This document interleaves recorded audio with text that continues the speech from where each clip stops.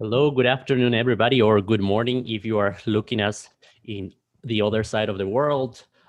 Today, we are happy to continue with our webinar series.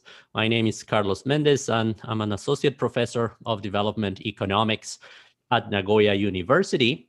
With the collaboration of the Japan Society for International Development and the Graduate School of International Development here at Nagoya University, we are organizing this webinar series in which we invite speakers from different parts of the world to present their latest research on sustainable development, economic growth, and regional inequality. And today's webinar is about the latest paper of Professor Kirill Toshkov, and he will be presenting findings about regional inequality, convergence in large emerging economies using a distribution dynamics approach. So we have Professor Toshkov with us, and just let me give a brief introduction about his profile. Professor Toshkov, he is a professor at the Department of Economics at Texas Christian University. He is a native from Bulgaria, and he received his PhD in economics from the State University of New York in 2005. His research focuses on economic growth, regional macroeconomics, productivity, and international trade. He's particularly interested in the economy of China and other emerging economies in Eastern Europe and Asia. His publications appeared in academic journals in the fields of macroeconomics, such as Macroeconomic Dynamics, the Journal of Macroeconomics. He also published in international economics, in particular in the Review of International Economics, the World Economy. And also, he published in Comparative Economic Studies, China Economic Review, and the Journal of Asian Studies, among others. We are really honored to have Professor Toshkov with us, and he will be discussing a very interesting paper using a methodology that some of us have been also applying in recent years. So I believe that today's webinar is going to be a very productive conversation on how can we understand the regional inequality patterns in large economies, how can we use econometrics and other methods to evaluate those patterns, and what are some potential future research lines that can be developed in cooperation either with the members of the Quarks Lab or other members of the Japan Society for International Development. Thank you very much one more time to all of the participants. And also thank you very much to Professor Kirill Toshkov to be with us today. It's an honor to have you. And without further ado, the floor is yours. Perfect. Thank you very much for this kind introduction, Professor Mendez. It's the honor and the privilege are entirely mine. So I would like to start off by thanking you for inviting me here to present my research. It's really very important for me to talk about these topics that are very interesting to me, that I'm very excited about, like regional economics, like economic development and regional inequality in East Asia and in emerging economies in general. I just wanted to say that this paper was written about 2 years ago, and it took a long time for it to get through the review process. So it is going to appear now in the macroeconomic dynamics, but you will see that my sample period, for instance, ends in 2014. So these are not the latest things in the literature. And I hope that we can work together with you and other members of your lab on updating this type of research and adding some additional interesting aspects that could update the series and also the methodologies that we use. All right, let me at first share my screen here with the slides so that everyone can see.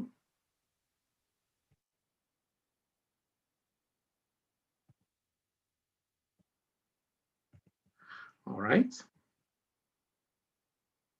So as Professor Mendez already said, This paper is all about regional inequality and distribution dynamics, especially in terms of convergence and divergence in the BRIC economies, in the large emerging economies that have attracted a lot of attention in recent years. Why are the so-called BRIC countries or BRIC economies so important? We all know that they share common features. They themselves know it because they have also created this club of BRIC economies, and they meet regularly in different parts of the world regularly over time. But we all know that these are all large economies, especially if we look at the PPP data. So they are all in the top 10 largest economies in the world. They have attracted a lot of attention over the past 10 to 20 years because of their rapid economic growth. And in fact, even though over the past few years, the growth experience has been somewhat disappointing, the sample period over which I have investigated those countries is the period of rapid economic growth up to 2014, 2015, when economic growth in China slowed down. Russia experienced all of these sanctions and even recorded negative economic growth. Brazil experienced a deep recession, and India actually performed better than all the other economies. So we see some different experiences over the past few years, but over the sample period that I have explored, they all record rapid economic growth. And they also become more important on the world stage. Through their growth, they also increase their share in the world GDP and also their share in the growth rate of world GDP. So much so that we hear that they are responsible for about, or were responsible for about a quarter of the world GDP growth. And even now, during the COVID crisis, China seems to be one of the few countries that contribute to the world growth in GDP. One of the reasons, and it's one of the main reasons why these countries were able to grow so rapidly, is because they managed to connect to the world economy. So this globalization phase that started in the 1990s and continued into the 2000s had a very positive effect on those emerging economies. They became major exporters, but also they specialized in certain areas. So we know, for instance, that China became the manufacturing hub of the world. So manufacturing became the key sector that was associated with economic growth, but also with exports. Russia, on the other hand, specialized in natural resources. So it became one of the major exporters of oil, gas, and other natural resources.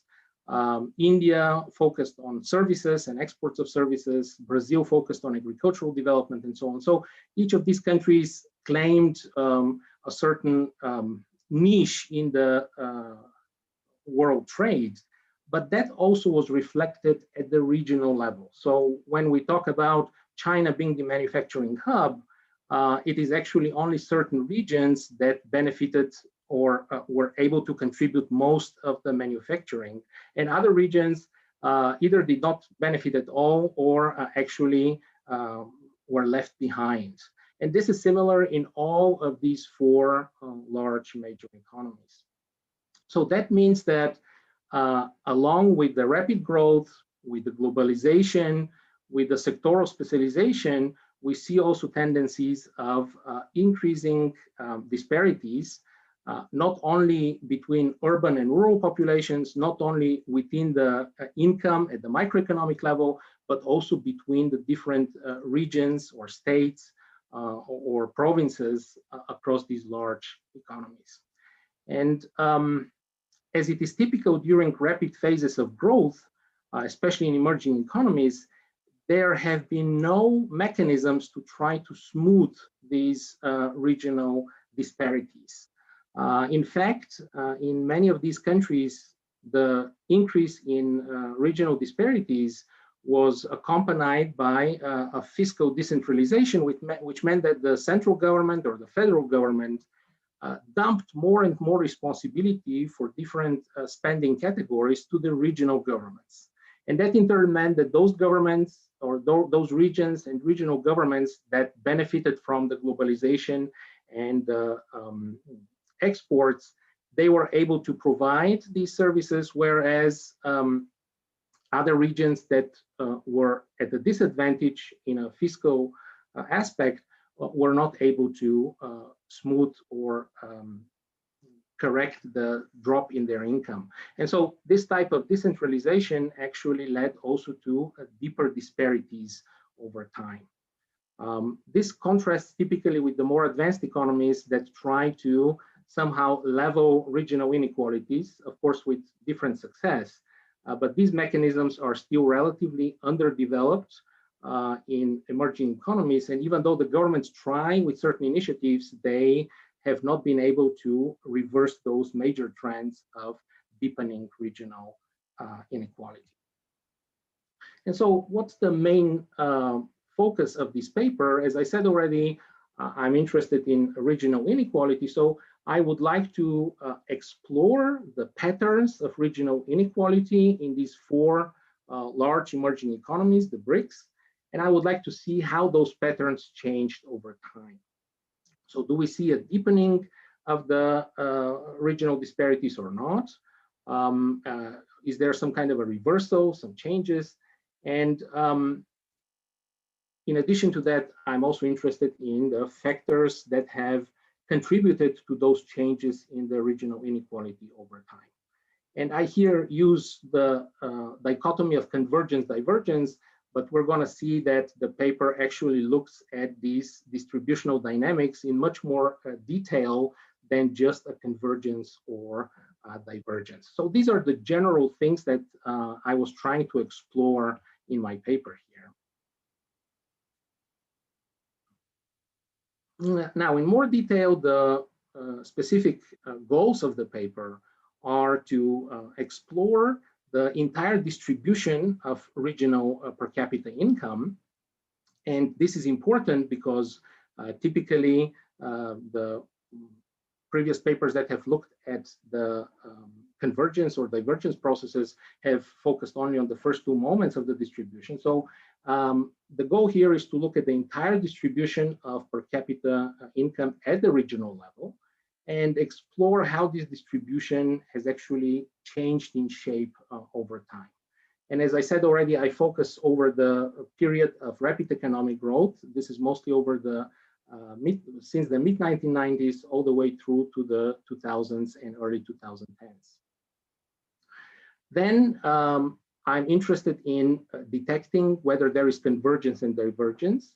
And again, these are just the general terms. We're going to see that we're going to look at the dynamics within the distribution and see that there are many more movements than just convergence towards one area or divergence from it. In addition, I would like to look at these dynamics within the distribution and estimate the probability of regions moving up or down the distribution. So this is pretty important because it would give us an idea of how regions that are, for instance, at the bottom of the income distribution, what their probability would be to move towards higher levels of income per capita. One of the key features of the paper is that I conduct this analysis in a comparative context. So at every turn, we're going to see that I compare all four countries with each other, which is important. So there are many papers that have explored one or other country, but here in this paper, I compare the regions in all four countries and try to determine the common, the shared properties, but also the differences between them. And then finally, as I said, it's not only important to detect the patterns of convergence and divergence, but also the factors that drive those processes. And so I use their regression approach to define those determinants or identify those determinants that shift the distribution of regional income over time. Now, as I said already, there is a lot of literature, there are a lot of studies on the BRIC economies. They have been a very hot topic for a while. But again, most papers have focused either on a single country And I myself have worked, for instance, on China. So that paper here, Henderson et al. 2007, is a paper that I wrote with two colleagues of mine, where we explored the regional inequality across Chinese provinces. There are papers on India, on Russia, on Brazil. There are some papers where countries are compared. Yet again, here I would like to cite another paper of mine, Badunenko and Toshkov, where we looked at China, Russia, and India, and also explored the regional inequality in the context of the income distribution. We used a slightly different methodology there, but again, it was important for us to compare these countries in terms of their regional inequality.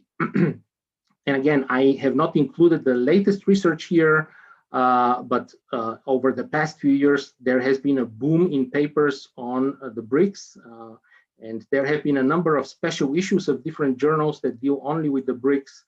There is a strong interest in the BRIC economies, especially from researchers in the BRIC countries themselves. So there are a lot of conferences and forums that meet in China, Brazil, Russia, and India, and explore different aspects of their economic development. Now, what makes this paper different from all of these previous papers is that it uses a different methodology, a non-parametric methodology, at least in part, a non-parametric methodology that focuses on the distribution dynamics. And as I said before, most of the previous research focuses only on the first two moments of the distribution, but that is not sufficient. And so distribution approach allows us to look at the entire distribution and see how this entire distribution changes over time.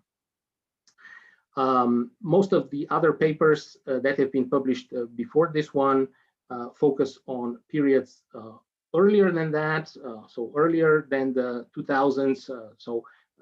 We update this research by focusing on the most recent data available over the 1990s and 2000s. And this is, again, not a very easy way of collecting data. So regional data has improved over the past few years, but in general, regional data in emerging economies suffers from a lot of problems, meaning that very often it's not available, or the series are disjoint and need to be somehow corrected. So these are all problems that make such type of research, especially in a comparative context, not very easy.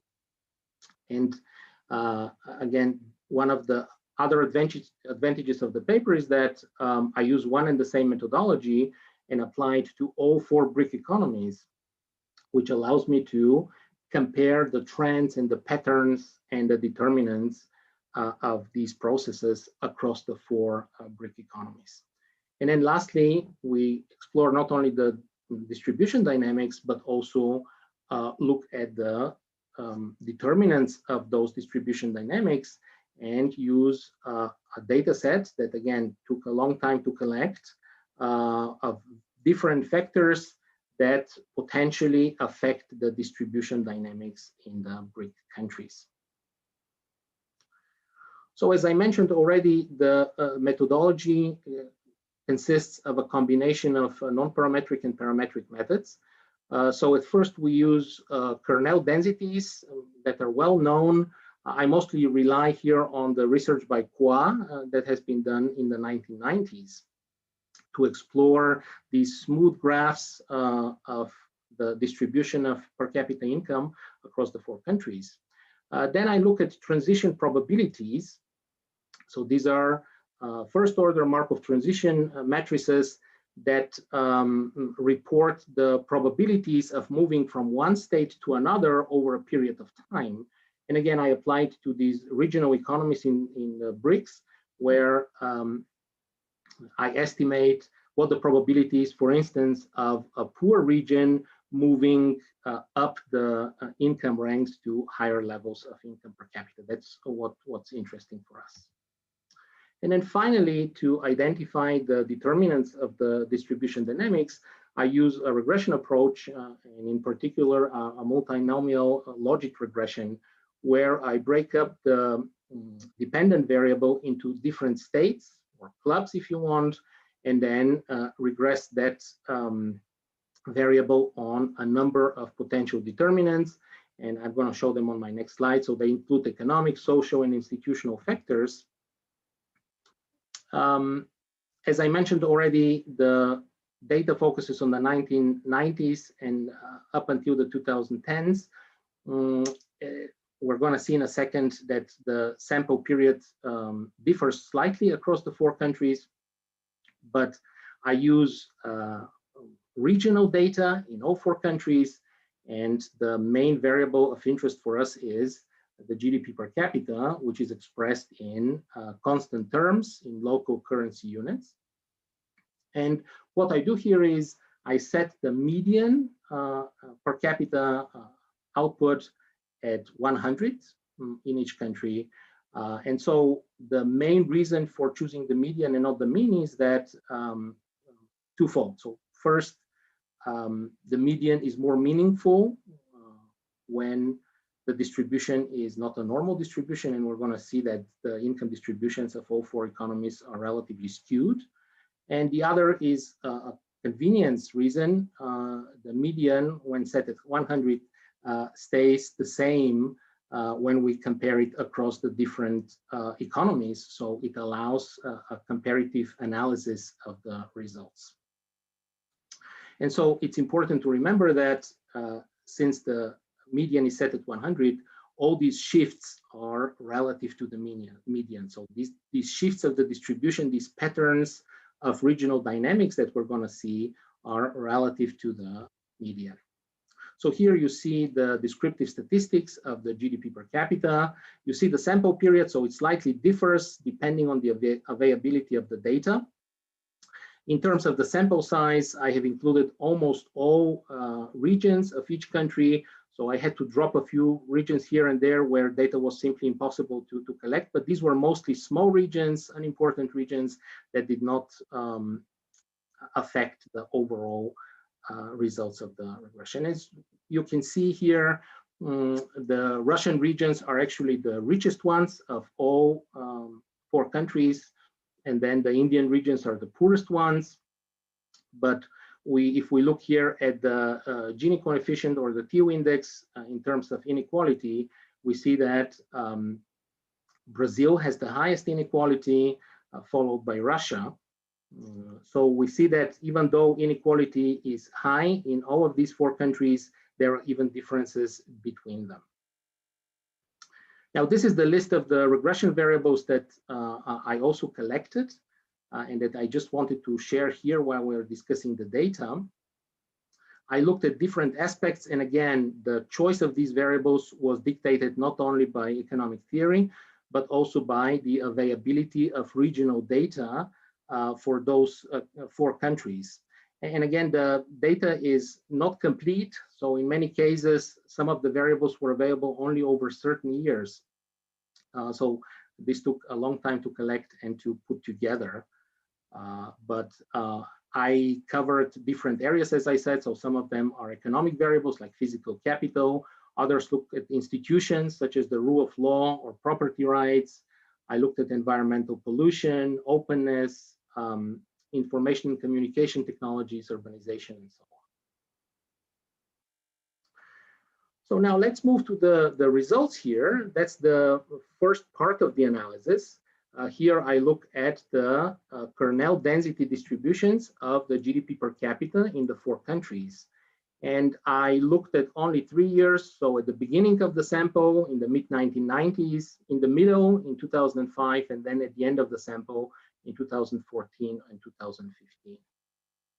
And we can see at first that they look very similar. So in all 4 countries, we have a large mode at the bottom of the distribution, concentrated around the median. But then we also see that there is a long tail to the right, meaning that there are a number of a few regions that manage to record much higher levels of GDP per capita than the rest of the regions. And nevertheless, there are some interesting and important differences here. So if we look, for instance, at India and China, we see that the big mode actually changes over time. Its height decreases, so meaning that most of the probability mass has moved to the right. And this in turn means that regions that were relatively poor before or were at the median managed to increase their GDP per capita relative to the median and move to higher levels of the GDP. So this roughly corresponds to the facts that we know that, for instance, poverty in China and India has decreased over this period of time that I'm investigating here. At the same time, we see that in Russia, for instance, there was a decrease in regional inequality in the 2000s. This was actually a period of rapid growth in Russia, 2000 to 2008. And so we see that indeed some regions have moved to higher levels of GDP per capita. But then in 2015, we see that the probability mass at the bottom of the distribution increased again to the previous levels as before, whereas the tail of the distribution has increased to the right. So in Russia, we see not only a process of regional convergence towards higher levels of GDP per capita, we see actually a reversal during the period towards more regional inequality. In Brazil, interestingly, we see barely any changes, so the distribution remains relatively constant, so we do not see any major changes in convergence or divergence, which is interesting when compared to all the other three countries. Now let's move to the transitional matrices. Here we're exploring not only the shifts of the distribution itself, but actually the dynamics within the distribution.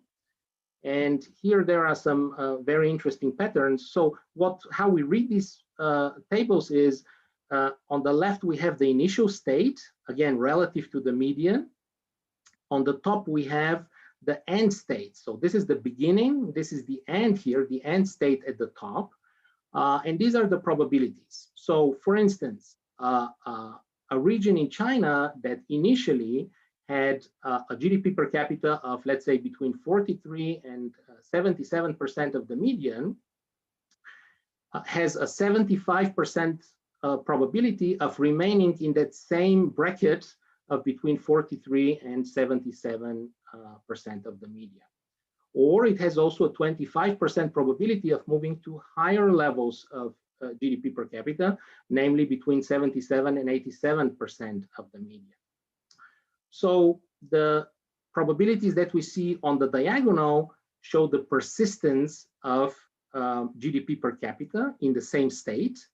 And we see that the persistence is pretty high, especially at the both ends of the distribution. So rich regions in China that are way above the median have an almost 90% probability of remaining there, whereas there is more dynamics at the bottom of the distribution. So for instance, the 25% is pretty high, 25% chance of poor provinces in China in moving towards higher levels of GDP. And as you can see, for any regions or provinces in China that are below the median, they have higher probabilities of moving towards higher levels of GDP per capita than the probabilities to the left that are the ones recording or meaning the shift towards the bottom of the distribution. At the bottom of the table, I report also the so-called ergodic distribution, which intuitively shows the long-term distribution of output per capita if these dynamics described in the transition matrix remain the same in the long run. So if we iterate that process of movement over time in the long run, we're going to get a distribution of GDP per capita that looks like the bottom here. And what we can see for China is that we have a distribution that has a high mode somewhere at or above the median. And the number of provinces that are way above the median is also pretty high, whereas those that are at the very bottom of the distribution, the probability for them to be there is relatively low. So we see here that transition matrices would show us that in the long run, if the dynamics remain the same, China would move towards some kind of a unimodal distribution, with the mode being relatively at or above the median. If we look at India, in India, the persistence at both ends of the distribution is pretty high. So we have 91% at the bottom of the distribution and 93% at the top of the distribution. There is much more mobility here. So we see that there are probabilities across all the states. So that means that the Indian provinces are more mobile. But in the end, we see that the probabilities of moving towards the bottom of the distribution are higher than those moving towards the top of the distribution. And so that's why we end up with an ergodic distribution where we have a very large mode at the bottom. So 31% of provinces will basically end up at the bottom of the distribution in the long run. And only about 20% would end up at, let's say, between 120 and 148% of the median. So here we have more of a bimodal distribution with a large mode at the bottom and a smaller mode at the top of the distribution. If we look at Russia and Brazil, we see also some interesting patterns there. So in Russia, we have a lot of movement again, very high mobility. But again, just like in India, the pull towards the bottom of the distribution is stronger than towards the top. And so we end up similarly as in India with a bimodal distribution where we have a lot of provinces, or in the case of Russia, it's regions, a lot of regions at the bottom of the distribution and a much smaller mode at the top of the distribution. So a bimodal distribution. If we look at Brazil, and Brazil is probably the most extreme case here, basically states in Brazil that start at the very bottom of the distribution have a 99% chance of remaining poor. So there is very, very little mobility at the bottom of the distribution in Brazil. And so that's why there is no wonder when we look at the ergodic distribution that about 70% here of the states in Brazil in the long run, if these dynamics remain the same, would end up at the very bottom of the distribution, whereas only a very small number of states would make it at the very top of the distribution. I'm going to skip this. So these are some measures of the convergence speed and the number of years that regions remain in there. But I would rather prefer to focus on the regression results. So as I mentioned already, for the regression where I would like to explore the potential factors that affect those distribution dynamics that we saw, I break down the GDP per capita into different groups or clubs or categories. And so I identify 6 categories here. The number one is the one that starts below the median, and then after a transition of 5 years, it ends up again in the same place below the median. Then we have the one that starts below the median and first moves even further down, so it worsens over the 5 years. Then we have those that are poor, start below the median, but actually move upward towards the median, so they converge, they become wealthier. And something similar I do for the 3 possibilities above the median. So I have all of these 4 different clubs of moving away from the median towards the high end, or moving away from the median towards the bottom of the distribution, and then moving towards the median from above or from below, and finally remaining in the same state. And so when I run this multinomial logic regression, I get results here that I actually convert into marginal effects. So they show the changes to probability in response to a 1 marginal unit change in the independent variable. And now there is a lot of information on those tables here. I just want to focus on some of the important variables that have played a role here. So this is for China. You see that I report the results, the estimated coefficients for each of the 6 groups. And we can focus on several things here. So the one is, for instance, government spending.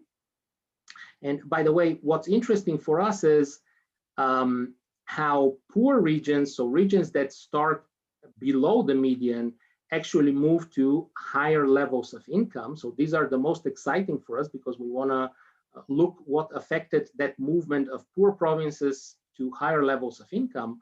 So basically we would focus on this here, on this third column of the table, where the beginning state, the starting state is below the median, but then after 5 years, the region ends up at higher levels of GDP per capita. And there we're looking for a positive sign, so something that would lead to a positive increase in the probability of being in this club that actually improves over time.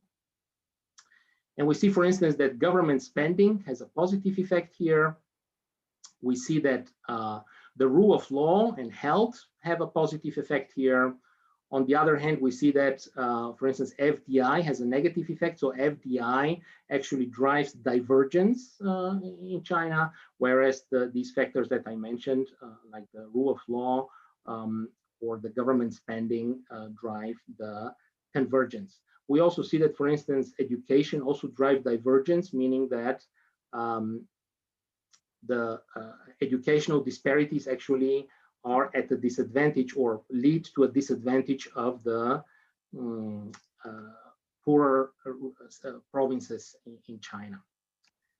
Now, if we look at India here, we see again government spending, again that same third column of below median and moving to higher levels of GDP.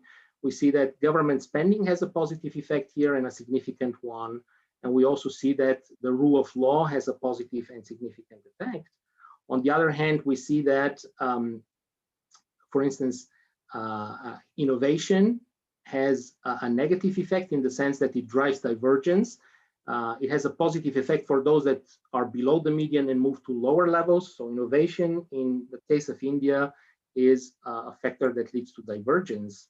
And similarly, property rights, you see that the property rights are significant, but have a negative effect, meaning that they have a negative effect for those that are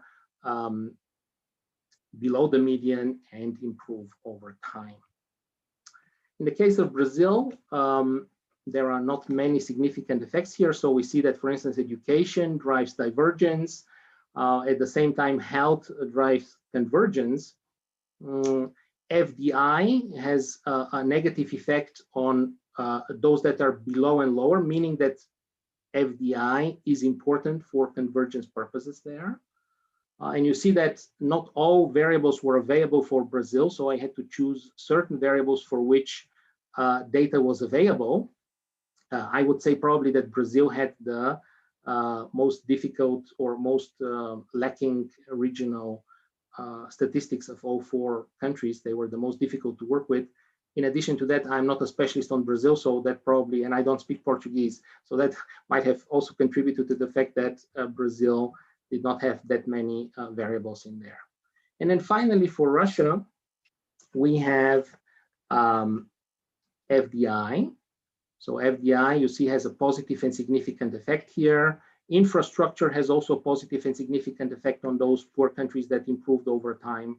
But at the same time, we see that, for instance, government spending has a negative effect because it keeps the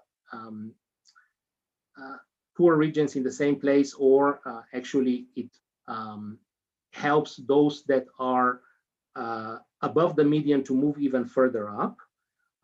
Innovation is another case where it helps richer regions become even richer, but that means that there is divergence across the different countries. And interestingly, for instance, rule of law here, let's not forget that rule of law was very low in Russia, especially in the 1990s. So we see here that it has a negative effect on those poor regions in Russia and prevents them from moving towards higher levels of income. So if we get to the conclusions here, we saw that there were some common patterns, and at the same time, we see some heterogeneity across the 4 big emerging economies. So we saw that Chinese regions that were below the median had the highest probability to move to higher levels. across the 4 countries. So even though China does not have the highest mobility, it has the highest probabilities for those poor countries to improve over time. Brazil, on the other hand, as you remember, we had almost 100% persistence at the bottom of the distribution, has actually the lowest mobility and the lowest chance for poor regions to catch up with the rich one. As we saw already, the ergodic distribution in China and Brazil ends up being a unimodal distribution. Of course, in the case of Brazil, the mode was at the very bottom. In the case of China, it was at or higher than the median. Whereas in the case of Russia and India, we saw a bimodal distribution, but a bimodal in a negative sense, in that most poor regions ended up in the long run at the bottom of the distribution, both in Russia and India, whereas only a few lucky regions were able to remain above the median. And when we look at the potential determinants for those distribution dynamics, we can say in general, again, there are differences, but in general, we saw that government spending, the rule of law, and innovation have led to convergence. But if we look at the more specific factors that allowed poor regions to improve over time, to increase their GDPs per capita relative to the median, we see that there are some differences. So government spending was important in China and India, rule of law also in China and India, whereas, for instance, in Russia and Brazil, FDI played a more important role. And then innovation was driving convergence in China and Russia, but not in Brazil and India. So there is no single prescription, policy prescription that we can have here that we can say all emerging economies can do this or that, can, for instance, increase the innovation drive, increase the R&D spending, or encourage the FDI. We see that in different countries, different factors have contributed to the convergence of poor regions towards higher levels of GDP. So that's why each country has to find the appropriate policy based on this research and encourage those factors that help poor provinces improve over time to try to decrease the major differences in regional inequality. All right, and I think that my time is up. Thank you very much for your attention, and I'm excited to hear the discussion by Professor Mendes and any questions that the audience might have. Thank you very much.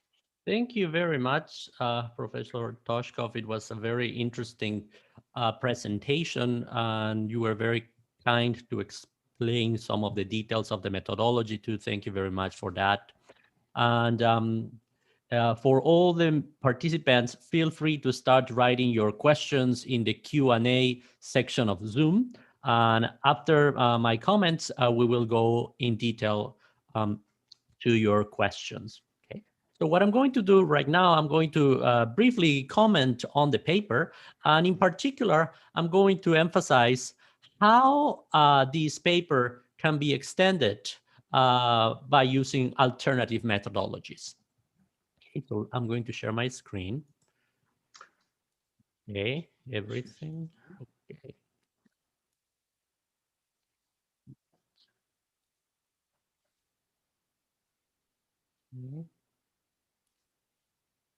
Okay.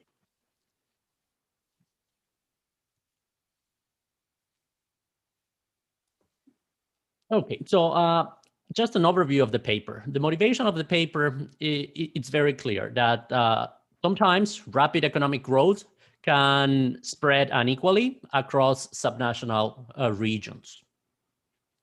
And in particular, in developing countries, when there is increasing inequality across regions, developing countries usually have not highly developed systems of regional transfers. In this context, you might see that there could be increasing inequalities, and in particular in developing countries, those regional inequalities can be difficult to handle if there are no inter-regional transfer systems. Okay, so in this context, this paper is going to do two things. It's going to study the evolution of regional inequality using a distribution dynamics framework. And after identifying some patterns in the entire distribution, the next step of the paper is to evaluate the determinants of the distribution dynamics. Okay?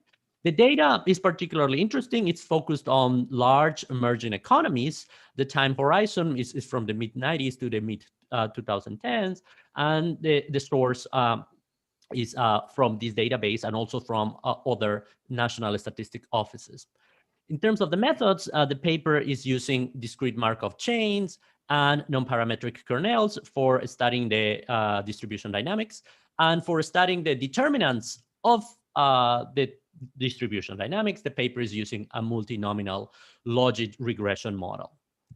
Given this context and given these methods, there are very interesting and provocative results. In terms of the patterns of the distribution, well, the paper clearly mentions that in China, there is a high probability of moving upward in terms of the distribution. But in the context of Brazil, regions are mostly trapped at the bottom. India and Russia, they show high persistence at both ends of the distribution.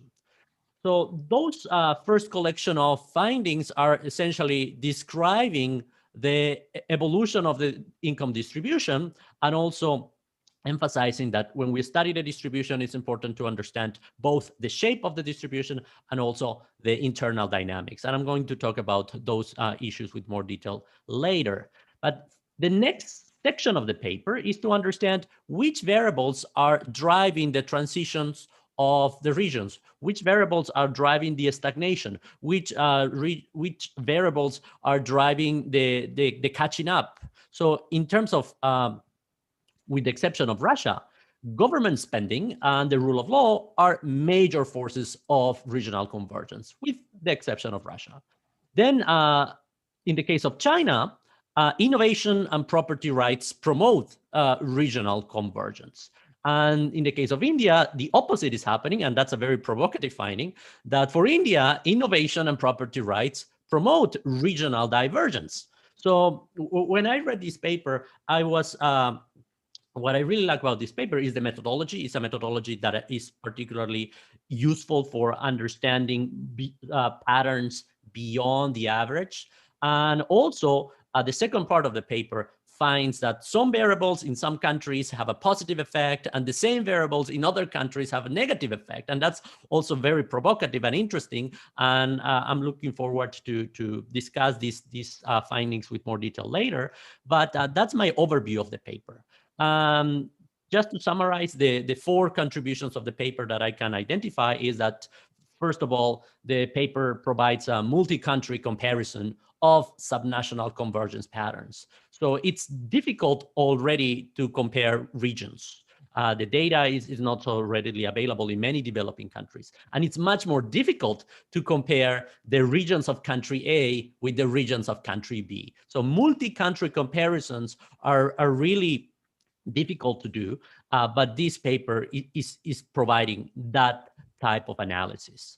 The second contribution of the paper is much more methodological. It's using a non-parametric approach to study convergence. And why this is important. This non-parametric approach is going to allow us to go beyond the average. And this is important because when we study inequality or when we study convergence, it's difficult to summarize such a complex phenomenon. Inequality is such a complex phenomenon that a single number is not going to give us, in many cases, a complete answer.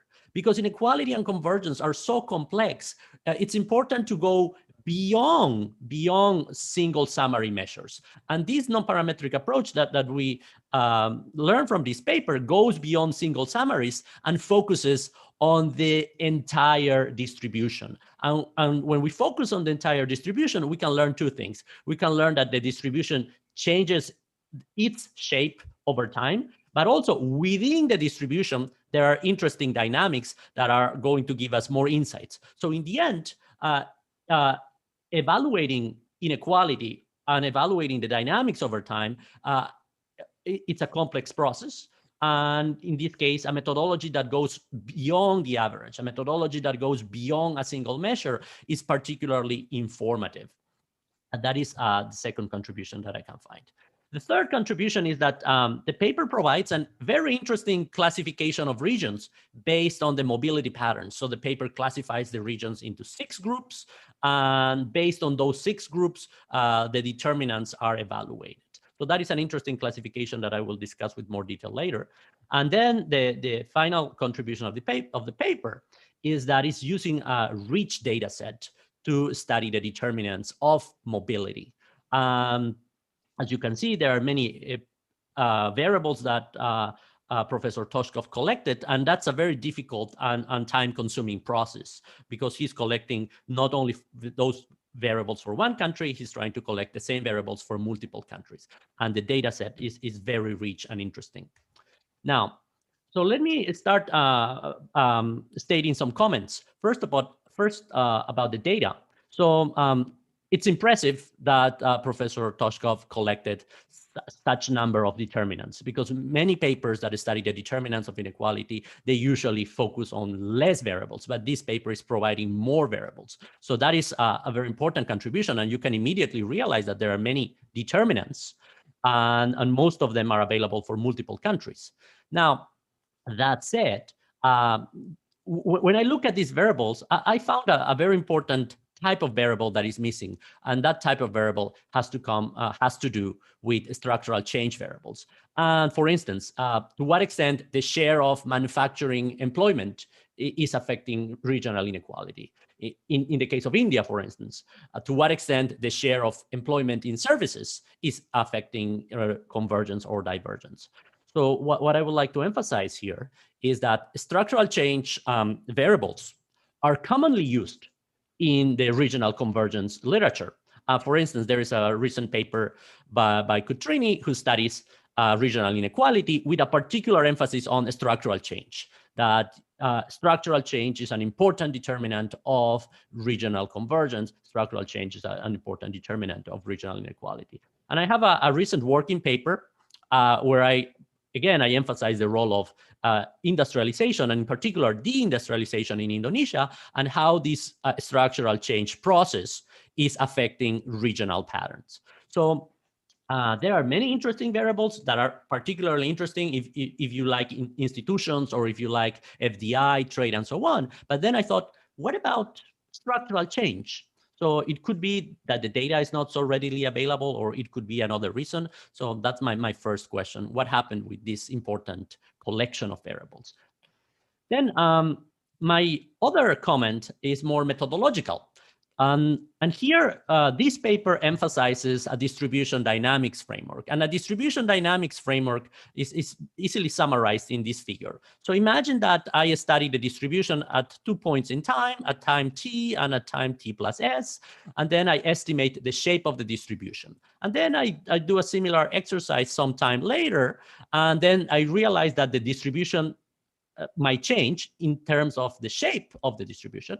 But not only the shape might be changing, within the distribution, there could be changes in the ranking of the regions. Some regions could remain as the top regions. Some regions like D, they could remain as the bottom regions. Or we can find patterns of catch up, like this region C is catching up from the bottom to the top, or this region B is moving backwards from the top to the bottom.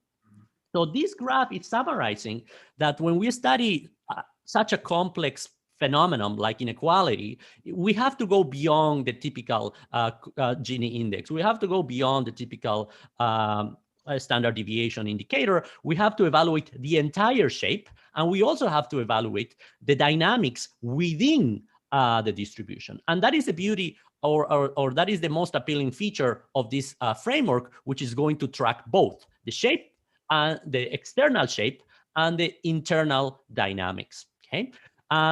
Here I'm showing you a graph which is showing you a continuous shape. And in the paper, there are also continuous distributions, but there are also discrete analysis based on Markov chains and matrices.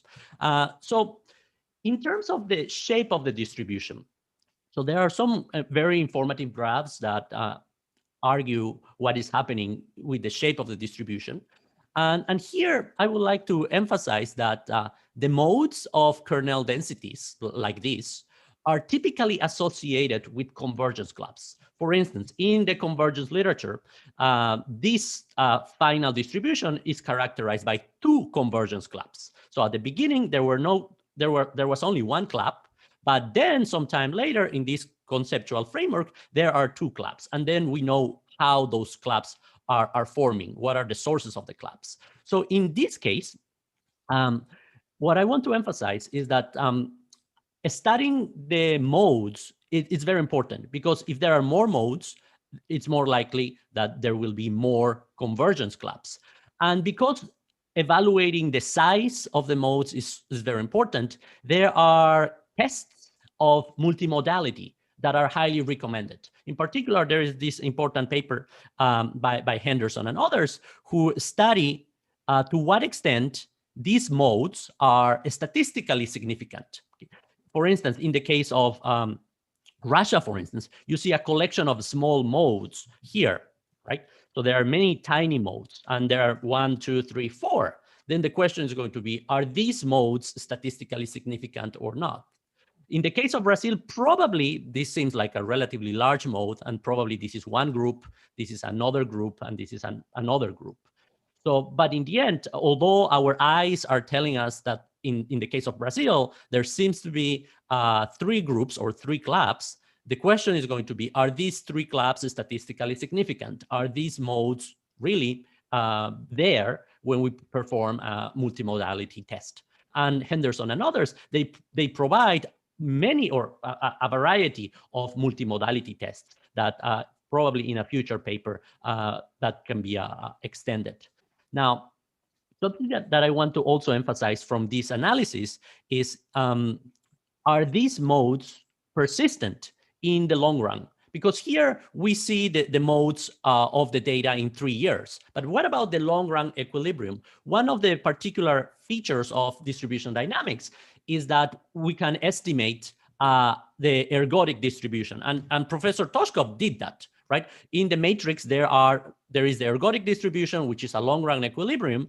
But the question is going to be, what about in the continuous case? So if we use a matrix, yes, we can estimate a long run equilibrium, but what about in the continuous case? So that is an important question that I have, and I think it's relevant, because if in the long run, in the ergodic distribution, we identify statistically significant modes, those modes are more related to convergence clubs.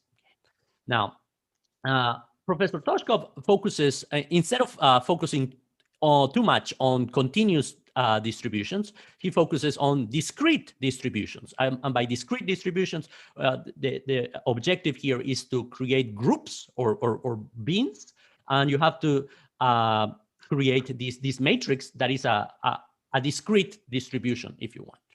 And here, for instance, you can have the distribution, the long run distribution classified into these groups. And you can, in the case of Brazil, that is particularly evident.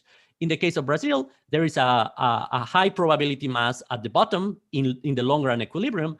And there is also another probability mass at the top of the distribution. So based on this analysis, we can see both the transition, the internal dynamics are here, and the long run equilibrium, which is here. So going back to my graph, the internal dynamics are these arrows that are showing how the distribution is changing inside.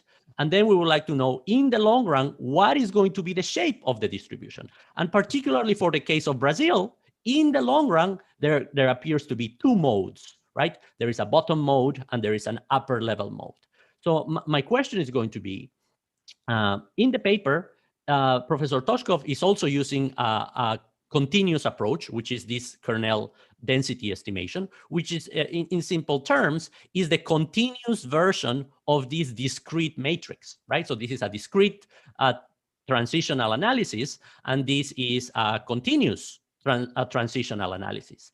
And the question is, if in the discrete world, we are able to estimate a long run distribution, and in the long run distribution, it's very easy to see that there are two claps, what about in the continuous world? What is going to be the shape of the distribution? For China, we have some information, but unfortunately, in the case of Brazil, I couldn't find a similar graph or a graph that is showing me what happens in the long run. And I think that is important because, just as an example, in a paper of mine, I emphasize that this is going to be the transitional analysis, the internal dynamics, and this is going to be the long run equilibrium. So you can see in continuous time, we can see what are the internal dynamics, and you can see that there appears to be two claps if we only focus on the internal dynamics.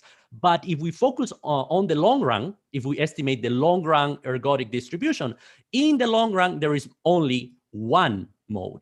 So at some point, and this is what some papers are having some problems arguing, is that sometimes when we study the transitions, those transitions might appear to suggest two claps, but when we actually estimate the long run distribution, that long run distribution does not have two claps, it has only one. And the reason is that these two claps are approaching each other, right? If these two claps are approaching each other and these dynamics continue, in the long run, these two claps will merge, and in the long run, we will only find one clap, okay? And this is a frontier topic because it's not so easy to estimate a continuous long-run equilibrium. And one of the pioneers of this approach is Paul Johnson, who in this paper, he was the first to estimate the long-run equilibrium using a continuous framework. And that is interesting because sometimes what you find using a discrete framework can be different from your continuous approach.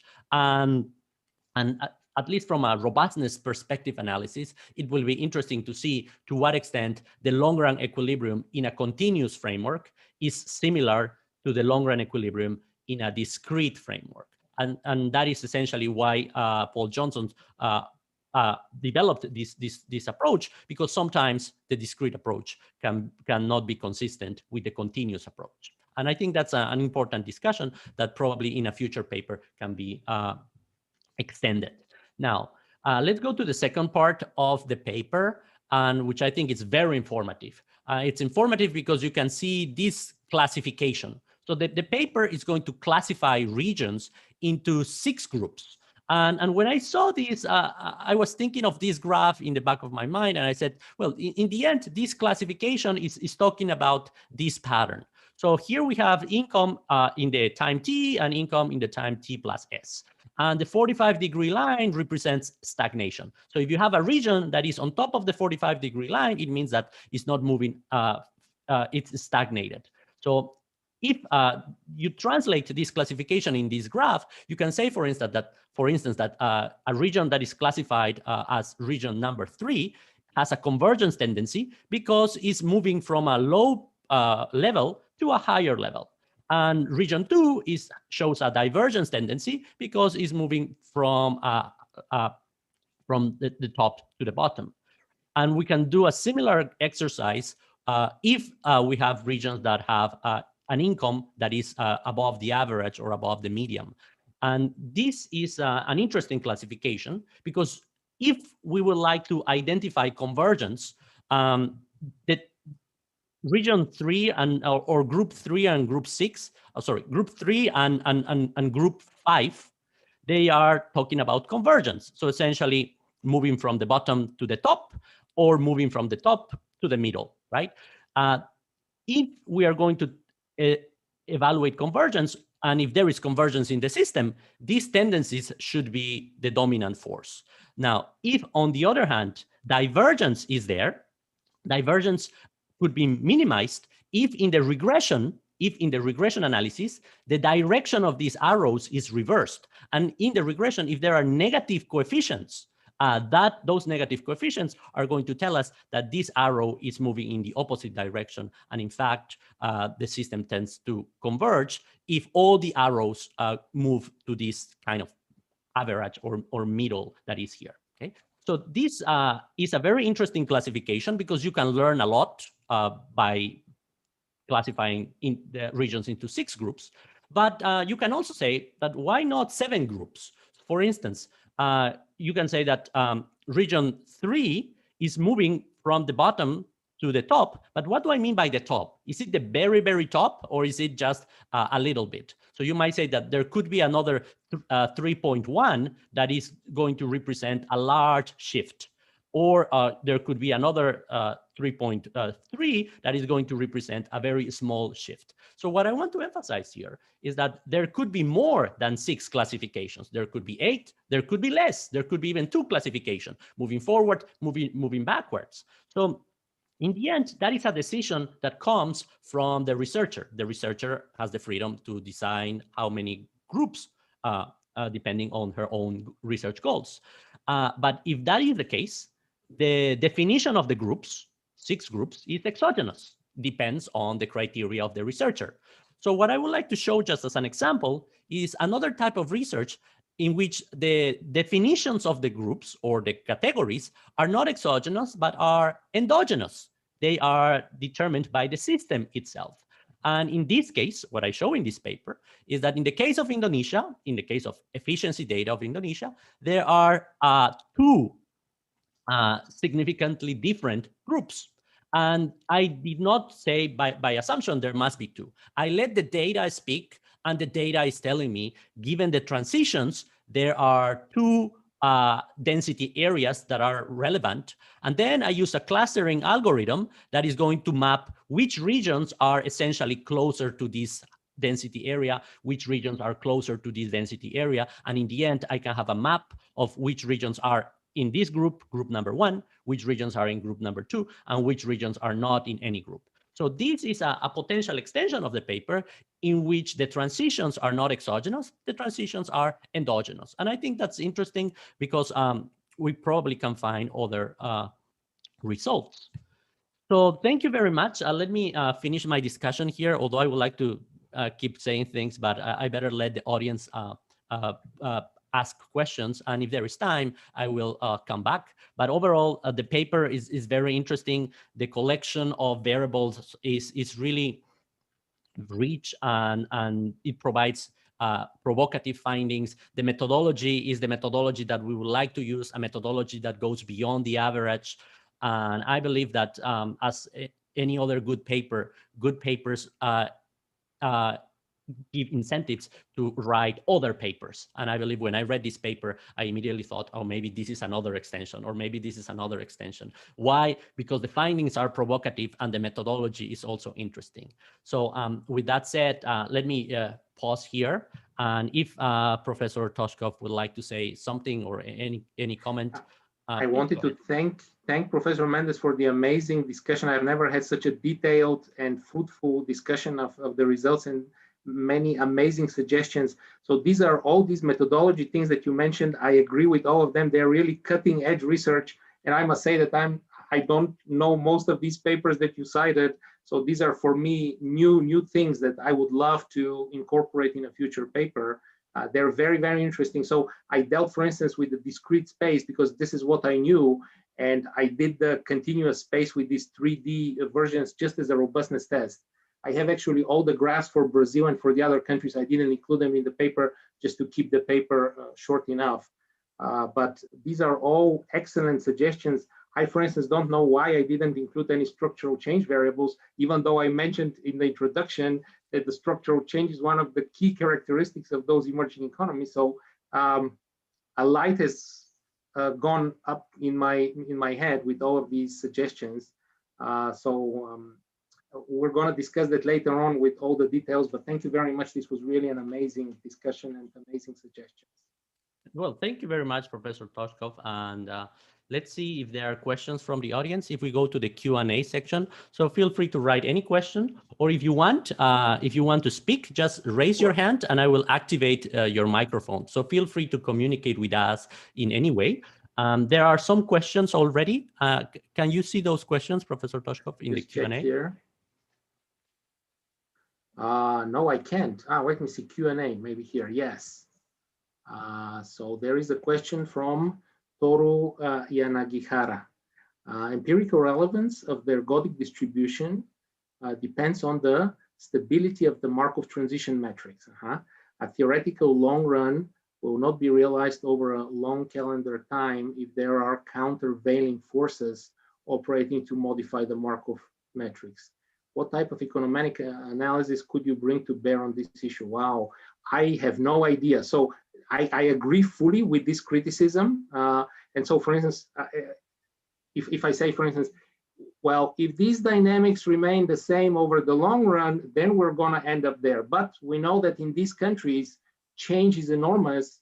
So some of the forces that were there in the 1990s, early 2000s are not there anymore. There is enormous change. So who tells us that these dynamics are going to remain the same in the future over the long run? So that assumption of the iteration in the long run is probably violated, and I agree with that. But I must say that I have no idea how to address that issue. Professor Mendes, do you have any ideas there? I have some ideas. So here the issue is that those probabilities of the matrix, they have to be stationary, right? So if we believe that in the long run, if the long run is going to happen, those transitions should be stationary. And then we can try to test that. And there are some tests for checking the stationarity of those probabilities. Now, those tests that are going to usually tell you that because in life there are changes, those transitions are not going to be stable. So probably those tests are going to tell you the probabilities are not stable. So what some papers are doing in that case is that if we study, for instance, 50 years, within 50 years, it's more likely that there are going to be changes, right? But if we study only 10 years, right? If we, instead of using 50 years, we break the sample into subsamples. And then we say, using this subsample in this scenario, given in this period in which there are no breaks, there is going to be disequilibrium. So in econometrics, what we can do is we can perform structural change tests. So imagine that we plot the time series. And imagine that when we plot all the time series, we find out that in the year 2005, there is a break in the tendency. So that break in the tendency is going to tell us from here onwards, the story is different. So therefore, from here onwards, we should estimate a different transition probability. So this is kind of a shortcut. If we believe that these transitions have a lot of noise or there are many changes in the middle, we can identify sub-periods and say, given that in this sub-period, there is stationarity in probabilities, then we can estimate a long-run equilibrium for the sub-period. But then we recognize that in history, things change. And in the following sub-period, we say that the long-run equilibrium is different. So I see this not as a limitation itself. I see this as a possibility to identify sub-periods. The problem is that when we look at, for instance, 5-year transitions, then it becomes difficult to get these probabilities over a relatively short period of time. Right. And when we look at like annual transitions, then there is not enough mobility across different states to generate any dynamics. But these are good suggestions, yes. So I have not thought about that. Break up the period. I think we could explore that in a future paper. So imagine if we have 20 years and we can break it into 10 years, and or less, 8 or 12, and we should identify the cutting point based on a break in the tendency. Right. But again, the challenge is going to be data. And I'm pretty sure that there are breaks. So this is a very valid comment, and I really thank very much Toru Yanagihara for the comment. That's really a very valid point that I have not thought about. Of course, I knew the limitations, but I didn't know how to approach it. And now Professor Mendes had a very good solution to the problem. Okay, so thank you. Let's wait for some questions to come. Feel free to ask any even clarification questions.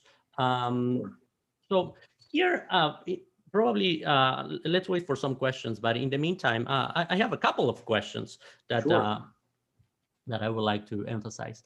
Is to what extent do you believe that when we estimate these transitions, right, transitions moving forward or transitions moving backwards, to what extent those transitions are also determined by the transitions of your neighbors. To what extent your neighbors are pushing you forward, to what extent your neighbors are pushing you backward. I think that this is a major factor, and that's where the spatial element comes in. I completely ignore that, but I'm pretty sure that that is very important. Very recently, I read a very interesting paper about in China about the governors of provinces that move to different provinces. And that paper showed that even if a governor moved from province A to province B, the economic, so the trade flows and the economic interactions between A and B increased enormously. So even in his new place of work, that governor continued fostering connections to the previous province. So this is just one example of how important the neighboring provinces are in the economic development. And I'm absolutely sure that this is a key factor. But again, there were so many things in that model that anything in addition would have been too much, at least at the stage when I was writing the paper. But I'm absolutely sure. And again, if you see, for instance, in the case of China, that those provinces that grow very rapidly are clustered along the coast. So that has also something to do that when they're very close to each other, or those provinces that are closer to Hong Kong, for instance, benefit from these exchanges of the neighboring provinces. And those that are completely landlocked and isolated in the western parts of the country and are surrounded themselves by poorer provinces and poorer regions are the ones who actually have greater difficulties in generating economic growth. So I'm 100% sure that this is an important factor and that needs to be taken into account. Excellent. Well, thank you for that. Then I have another question, which is Sure. going to emphasize the originality of the paper. Mm-hmm. Most previous papers, they only focus on identifying the transitions and estimating the long-run equilibrium. For instance, that's what I did. Right. But one of the key originalities of your paper is that you focus not only on the patterns, but you also focus on the determinants. And then it's not so clear how to evaluate the determinants in a distribution dynamics framework. If we study a typical linear regression framework, we can put the determinants very easily. But in this distribution dynamics, because it's not a linear regression, we have to identify other ways of studying the determinants. And your paper is one of those few papers that study the determinants of distribution dynamics. And my question is, how did you come up with this classification, or what was the motivation for identifying this strategy? I have no idea anymore. But of course, as you said already, I saw in the previous existing literature that most of the papers focused on the distribution dynamics without trying to explain them. So that was a strong motivation of saying, okay, now we saw these patterns, but what contributed to those patterns? And that link between the distribution dynamics and the regressions has also generated many questions and comments by other researchers that have contacted me, especially the link between these transition probabilities and the probabilities in the multinomial logic regression.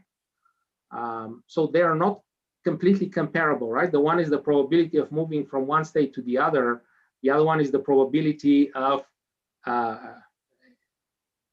remaining in this state of below median moving to the higher or not in response to a marginal change in an independent variable. So that link is still difficult to make. That's why I was thinking of how to create some kind of a link between these distribution dynamics and the factors that, the potential factors that might have contributed to that.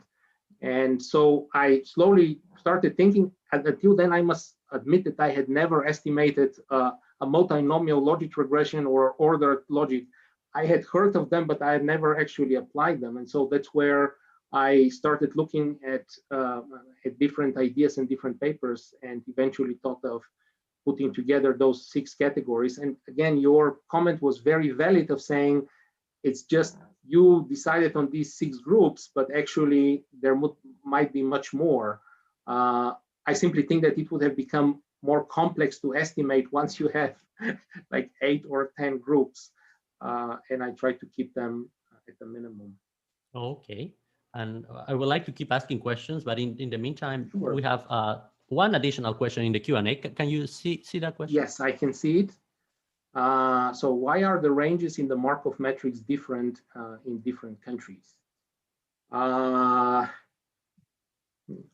right, so what the idea of these discrete spaces is that we want to have the same number of transitions in every range of these states.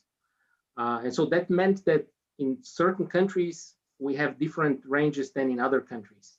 This was just the attempt, my attempt of trying to keep the same number or approximately the same number of transitions in each of these states. So while the mean or the median remains the same across all of these transition matrices, it is impossible to keep the same range because then we would have different number of transitions in each of these different states. Right. And what we want to do with the ergodic distribution is that we want to start with a uniform distribution, then apply those distribution dynamics and see eventually what the ergodic distribution in the long run will be once we start with this uniform distribution. And the uniform distribution would be achieved by having approximately the same number of transitions there.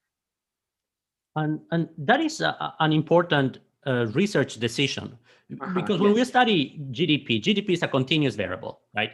But if we use a discrete Markov chain approach, we have to create these beans. And you can say from 15 to 20, that's one being, from 20 to 40, that's another being, or you can use quantiles as criteria. So this is an important methodological decision. And there is this criticism in the literature that this classification can have implications for the final results, right? Absolutely. And in that case, the recommended approach is to use the continuous version, because in the continuous version, you do not have to discretize. You don't have to identify these breaks. But I would say that although the continuous approach is useful for that, for interpretation purposes, the matrix is easier. Right. That's what I wanted to say. The one thing is you see a number and say the probability of moving from state 1 to state 2 is, I don't know, 25%. The other one is you look at these 3D graphs and contour plots and try to come up with some kind of an approximate story. So that's always the struggle between the graphical methods and the numerical methods that give you some kind of a number. But I fully agree again that all of these decisions of how many states to have, you could have 10 states or you could have only 3 states, right? So I wanted to have more than the very basic of below, at, and above. But at the same time, didn't want to have too many because then the probabilities get spread and it's very difficult again to interpret the results. Right. And as you can see from the 3D, it's not easy to figure out what the exact probabilities are. So this is again that trade-off between an exact number, which is the product of discretization of the state space by the researcher, and a more relaxed approach like the 3D versions, where you relax these assumptions, but at the same time, you end up with a graph that you have to interpret without the exact numbers. And again, there are probably now modern methods that allow you to do both, where you have a graph and you can estimate the probability at every point of the distribution. Yes. I think we can explore those methods too in a forthcoming paper. Very nice. There is another question. All right. So we have here the factors that affect the convergence were different in each country, and the way they affect also different. In one country, they lead to convergence, while in other, divergence. What are probably the instrumental variables that explain this difference? Wow. These are excellent questions. So in that framework that I'm using, it's very difficult to pinpoint something like that. So you would have to use some kind of a different approach to try to find out what these instrumental variables would be. Again, I am fully aware that it's very difficult to derive some common factors and say, you know, countries' government spending is good, so go there and spend more in order to promote a convergence. But the truth is that there is a lot of heterogeneity across these regions, and so it's just difficult to find common factors across all of these hundreds, actually, of regions and states and provinces across the 4 states. So again, a very valid question. I would have to think about how to approach these instrumental variables that would explain the differences across the different countries. Yes, and most papers, although when we say the determinants of something, the immediate idea that comes to mind is instrumental variables or causality, right? Sure, and that's important. But also nowadays, prediction is also important. That although this paper is not telling us that X is property rights have a causal effect on the transition 5, the paper is informative enough, saying that property rights have enough predictive power to classify the transitions, right? So I believe that in the end, if we really want to evaluate causality, probably an instrumental variable approach could be useful, but that is a separate paper in itself. It could be focused on only one country because we have to identify instruments for the variables that are needed. So that by itself, it's important, but I believe it's another paper. And the paper that Professor Toshkov is showing us today, the contribution it's very clear. The paper identifies the patterns and then identifies the predictors of those patterns. And although to some people who would like to say X causes Y, that's not what they are going to find here. But for other people who know this literature, they know that most of this literature is using this approach. Identify the patterns, and some papers identify the predictors of the patterns.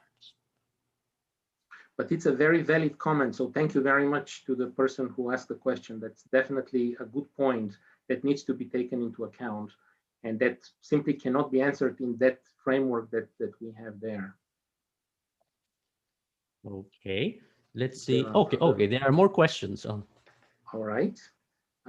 So another question from Toru Yanagihara. As the value of any nation level variable is the weighted sum of those at the regional level, it might be problematic to argue that the so-called structural variables at the national level determine the behaviors of region level variables.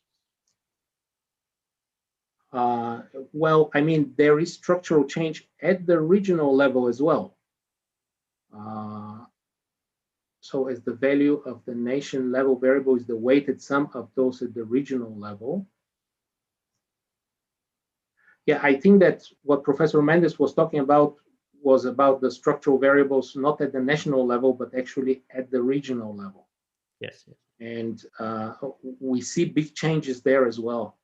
Of course, not across the board. So we might have some provinces where agriculture remains more important than manufacturing, but other regions, I don't know, they experienced an enormous growth, enormous structural change over a relatively short period of time. So in that case, that would be taking into account the structural variables at the regional level rather than at the national level. Even though when I was talking, especially at the beginning, about these sectoral specializations and structural change, I was indeed mentioning the national level. But in the end, those structural changes, again, are driven by a relatively small group of regions that have benefited from either government policies or geographical location or, I don't know, migration of the labor force and so on. Okay. So unfortunately, we are running out of time. Right? And just before we finished, um, some students asked me to ask you the following. Sure. Um, some of the participants are also PhD students, and they are also trying to publish papers. Some of them for the first time. Right. What advice can you give to students, PhD students in particular, who are looking forward to publish their findings? Well, I don't want to be too negative, but the publication process has become really very problematic. At least that's what I have seen over the past 15 years since I got my PhD and started submitting papers. So the review process has become much longer than usual. Very often, referees send shorter reports. Um, it has become generally more difficult to find referees that can evaluate a paper. So, unfortunately, I must say that a large part of the publication process comes down to luck. And luck in terms of you identify the best journal or the best journal for the paper that you have written. I have had colleagues who always say, you should always start at the level of the American Economic Review. There, the probability that they take you is almost zero, but they're going to provide you with very detailed, good suggestions that you could incorporate, improve your paper, and then submit it to a very good journal below the American Economic Review, and so on. I find this a horrible approach. As we might know, for instance, AER takes more than a year to respond to any submissions. So waiting for years to get feedback is not a good approach. And in my case, very often it happens that I really, the time passes by, I work on other papers, and then after a year, I get some kind of a referee report. I have to go back and read my paper again to see what I actually did, because so many things have happened in between. So I would like to suggest at first to explore the different journals and not target the top journals. That's always a bad decision, at least in my view. You need to identify the best journal. You need to cite papers from that journal to show the editor that this journal is relevant for your research. And then again, you end up with the luck variables where it depends on how many papers have been submitted right now. So some colleagues have suggested that submitting papers after the Christmas break or at the end of the summer is a bad idea, because that's when everyone has just finished their papers because they have been working over the break. And so there is a backlog of papers, so editors are more likely to reject papers. Or it might be that there is a change in editors, there is some things that you are not aware of. So again, you cannot take into account those variables. So the best approach is to pick a journal that is the best for your case. And for this, you need to evaluate the papers that have been published in that journal, and then submit and try your luck there. Do not despair. That's the most important thing. So you have to develop a thick skin in our area. If you're convinced that your paper is good, you should have a thick skin and take any criticism, improve your paper, not get angry, and then again, submit, revise, and be patient. And over time, everything will work out. So don't despair. That's the key point. And I totally agree. And I totally agree. And with that said, let us finish today's webinar. First of all, we are very thankful to Professor Toshkov, because we know that it's very late already in Texas, and he was so kind to stay late with us and present his very interesting research findings. And I'm very glad to communicate that Professor Toshkov and I were working on a project together, trying to extend some of the findings of this paper. And I would like to invite all the participants to join us again next month in our next webinar, in which we will be studying also regional inequality, this time in Europe, and this time going beyond GDP based on a multidimensional indicator. Okay, thank you very much to all the participants. I really look forward to seeing you again in the next webinar. The registration is available in the Quarks Lab website. And thank you very much, Professor Toshkov. Thank you very much. It was really a pleasure. And feel free, everyone, to contact me at any time if you have any questions or suggestions, or if you need help, I would be more than happy to help and communicate with everyone. Thank you very much again. And I really look forward to seeing you soon any other time. Thank you. Perfect. Thank you. Bye. Bye. Have a wonderful day. Good evening.